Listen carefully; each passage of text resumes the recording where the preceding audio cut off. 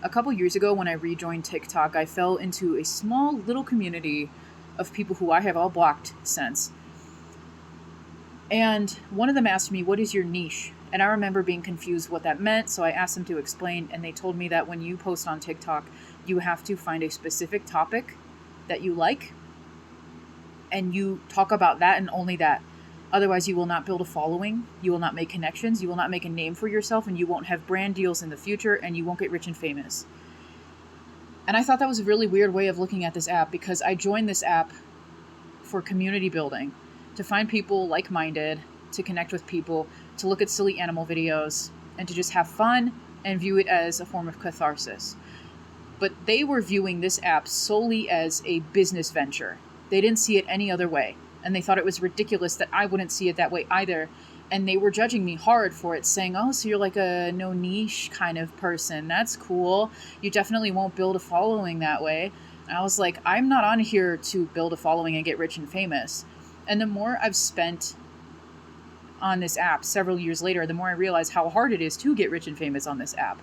And I am not denying that in the past, I really did want to get rich and famous because it seemed like such an easy life compared to having to work full time and having little to no support. But there are people on this app who have millions of followers and they're not rich. Do you know how hard it is to get rich off of this app? Even if you are famous? With the amount of influencers and micro-influencers that we have now, getting lucky like that and getting 15 minutes of fame, if you do, you have to play your cards so strategically to make sure that you can take those 15 minutes of fame and actually build off of it. And do you know how hard it is to do today when we're just little fish in a big pond full of a ton of other fish? So we really have to stand out. And a lot of people don't want to admit this, but most of us don't have that it factor that makes us stand out in a way that's different from the next person, because everybody has very similar things to offer. And a lot of us have so much more to offer than some people who are rich and famous. But because those people have certain privileges, connections, they definitely can do it differently. So you will have people on here who will blame themselves for not getting a following quickly. So they will try harder and harder and harder for an app that is destined to make them fail, so that they keep pouring their time and energy into it. And now there are options to pour your money into it as well to get more views. That's why you'll see random posts on your For You page that say ad or sponsored, because people paid to get it seen by strangers. That doesn't guarantee that those strangers are going to interact with it or like it or go to their page and follow them. It just means they will see the one post. And some people will have just a selfie or like a picture of a wall with some text that is sponsored in hopes of getting more views, in hopes that that leads to a domino effect of someone rich and famous noticing them that can lift them up and pull them out of this weird capitalistic hellscape that we have and give them a chance in the limelight. And I think that's a really weird way of looking at it. And I'm not going to lie, I've had those thoughts too, because that's the way that this influencer culture works. I know that I said I wouldn't apologize for how I look on camera, but I know I look absurd right now. I'm doing a lot of skincare. Please forgive me. I wanted to add a little bit more nuance because I know that there might be at least one person watching this who's hoping that I add this piece. I know that someone living in poverty hoping to make some kind of money off of this app is a very different situation than what I'm talking about, and I hope that you can understand that too. I am not talking about people in poverty. I am talking about people who are living well, who do not have to worry about the roof over their heads or the food in their bellies. People who just want to get rich and famous because it seems like an easier life. That's what I'm talking about here. I support people who are living in poverty, who make brand deals with people or brands who are toxic and harmful, if that's what they need to do to keep the roof over their head and their belly fed. That's the line I always draw. There's always more nuance to add. This is TikTok. I can't include everything. Another thing that rubs me the wrong way is when people don't have a niche, like me apparently, because I just talk about anything that comes to my mind.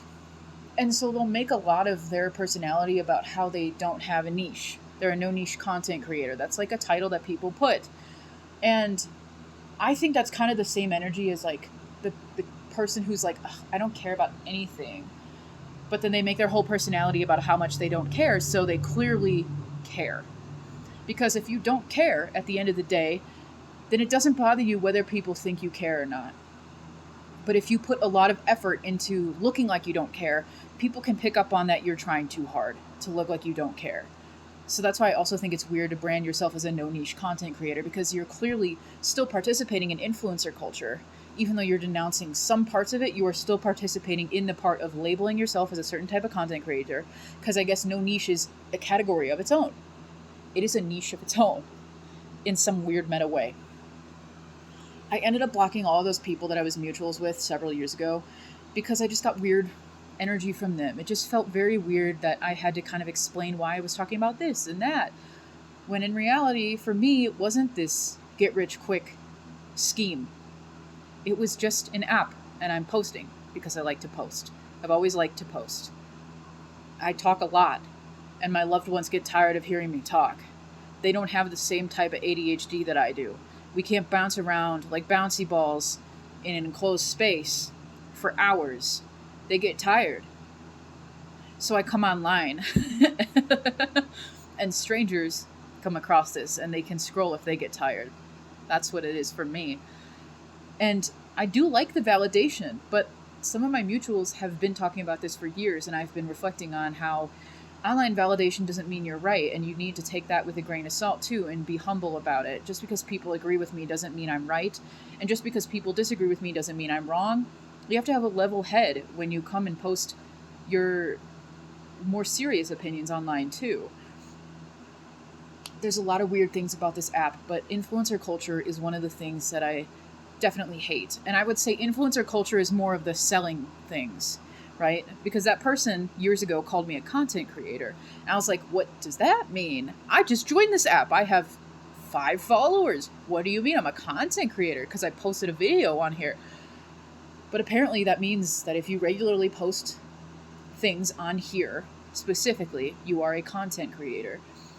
And over time, I've accepted that title. I've understood that that's just the way it works now. You're a content creator. An influencer, I think, is someone who sells things to their audience. Let me introduce you to this product and this brand, because they have a bunch of brand deals. That's how they make their money. That is their job. And while that is seemingly an easier job than working on your feet all day, lifting heavy things all day, or having difficult conversations, being a call center worker, etc., it's still a job to them. So at what point is that okay? At what point, I know I've seen some people with large followings who have explained that they don't make money on this app because they have integrity. They turn down brand deals from brands that they disagree with, brands that they know are harmful and that are on boycott lists, while other people are here to make a quick buck and they don't care how it looks. So whether they care how it looks or not, they might not care about the company and the harm that it's causing, right? There's other people who would denounce it because they know how it looks and they would lose their following. But there's other people who denounce it because they have integrity and they just could not live with themselves if they supported something or asked other people to support something so harmful. Many different layers to it. Everybody's different.